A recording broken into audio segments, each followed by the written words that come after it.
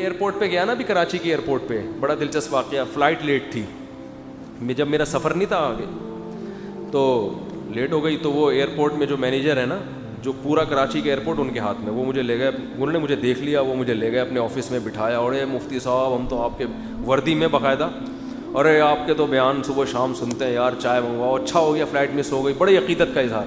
اب ایک بڑا عہدیدار آدمی ہے, لیکن اگر کسی عالم کو عزت دے رہا ہے جس سے اس عالم سے اس کا کوئی مفاد بھی نہیں ہے, میں نے کیا ان کو 5 روپے بھی نہیں دینے نا, ٹھیک ہے, تو یہ ایک عزت کی بات ہوتی ہے. تو پھر انسان تمیز سے بات کرتا ہے ایسے لوگوں سے کہ یار ایک آدمی صرف دین کے علم کی بیس پر.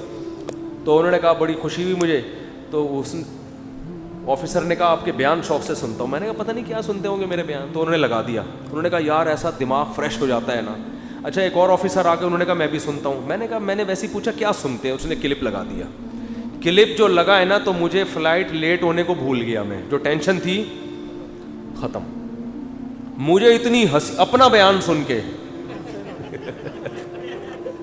اتنا مزہ آیا, میں نے کہا یار ہٹو بچوں, ہو گیا فریش ہو گیا. وہ کیا لگایا انہوں نے کہا یہ کلپ سن رہا تھا میں. تو وہ کلپ یہ لگایا کہ ایک قاری صاحب, ان کا نام عبد الغفور تھا, وہ بیمار نہیں ہوتے تھے. یہ میں بیان کر رہا ہوں اس کلپ میں, اور میں ہی سن رہا ہوں ان کے, وہ مجھے سنا رہے ہیں. عبد الغفور تھا, وہ بیمار نہیں ہوتے تھے. بچوں نے کہا یار یہ تو چھٹی نہیں کرتے. ایک بچے کو شرارت سوجی, قبرستان میں قبر کے پیچھے چھپ کے بیٹھ گیا. وہ قاری صاحب کی عادت تھی جب بھی گزرتے, عبد الغفور نام تھا ان کا, السلام علیکم یا اہل القبور کہتے تھے. ایک دن وہ گزرے, السلام علیکم یا اہل القبور. چھپے ہوئے بچے نے آواز ماری, وعلیکم السلام بھائی عبد الغفور. اب عبد الغفور صاحب بے ہوش. اس نے کہا لے بھائی ایک ہفتہ تو کم از کم چھٹی ہوگی.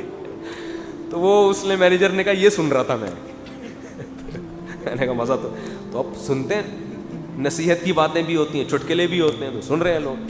تو اگر کوئی بڑا آفیسر چائے پہ بلا لے, بیٹھ جائے, یا وہ بار بار اصرار کر کے آ جائے اور پھر تصویریں وائرل ہو جائیں, تو اس کا مطلب یہ نہیں ہوتا مفتی صاحب بوٹ پالش ہی ہے, ٹھیک ہے نا.